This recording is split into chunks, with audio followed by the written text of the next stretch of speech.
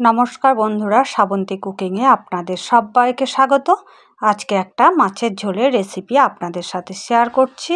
আশা করি রেসিপিটি আপনাদের ভালো লাগবে। আমি পরিমাণ মতো মাছের ঝোল রান্না করার জন্য তেল দিয়েছি। এতে দিয়ে দিলাম 2 চামচ চিনি আর দিলাম কিছুটা দারুচিনি। এখন দিয়ে দিচ্ছি কয়েকটা লঙ্কা। আপনারা যে যেমন ঝাল খান সেই পরিমাণে লঙ্কা দেবেন। মশলার জন্য নেওয়া হয়েছে অল্প একটু জিরে গুঁড়ো, আদা বাটা, রসুন বাটা আর টমেটো পেঁয়াজ বাটা।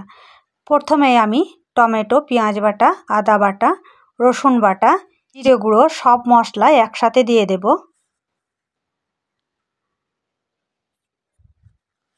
আর দেব 2 চামচ পরিমাণে হলুদ। আমাদের বাড়িতে একটা অনুষ্ঠান আছে। আজকে যে মাছের ঝোলটা রান্না হচ্ছে প্রায় 50 জন লোকের খাওয়া হবে।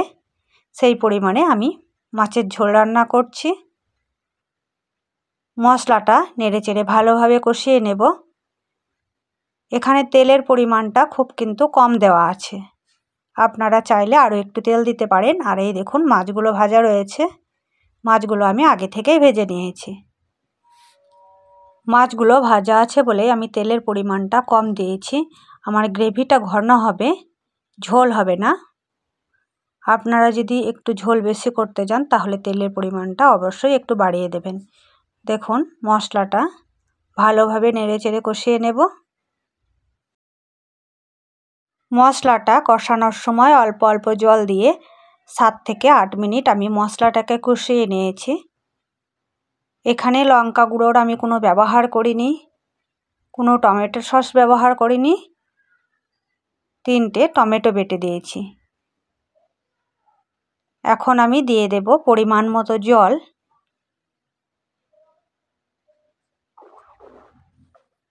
পঞ্চাশ পিস মাছ আমার ভাজা রয়েছে, সেই পরিমাণে আমি জলটা দেব।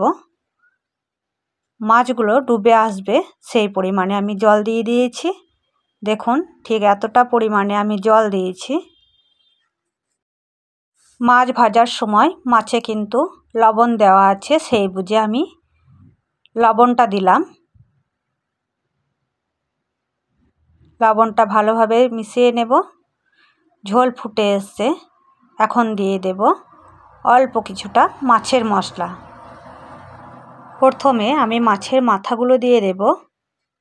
আমার রেসিপি যদি ভালো লাগে অবশ্যই ভিডিওটিকে লাইক, কমেন্ট, শেয়ার করবেন। চ্যানেলটিকে সাবস্ক্রাইব করবেন। অনেক এমন বন্ধু আছেন ভিডিওগুলি দেখেন কিন্তু চ্যানেলটিকে সাবস্ক্রাইব করেন না ও লাইক, কমেন্ট, শেয়ার করেন না। সেসব বন্ধুদের কাছে অনুরোধ, চ্যানেলটিকে সাবস্ক্রাইব করুন, ভিডিওটিকে লাইক, কমেন্ট, শেয়ার করুন। মাছের মাথাগুলো দেওয়া হয়ে গেছে। এখন আমি উপরের দিকে পিসগুলো দিয়ে দেব।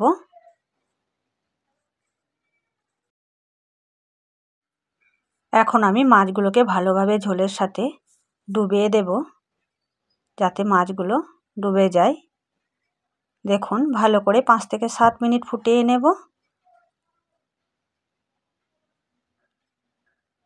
ঝোলটা আমার এখন প্রায় শেষের দিকে। মাছের ঝোলটা আমার হয়ে গেছে। আমি একটা পাত্রে তুলে নিচ্ছি, দেখাচ্ছি। দেখুন কেমন হয়েছে। অবশ্যই যদি রেসিপিটি ভালো লাগে লাইক, কমেন্ট, শেয়ার করবেন।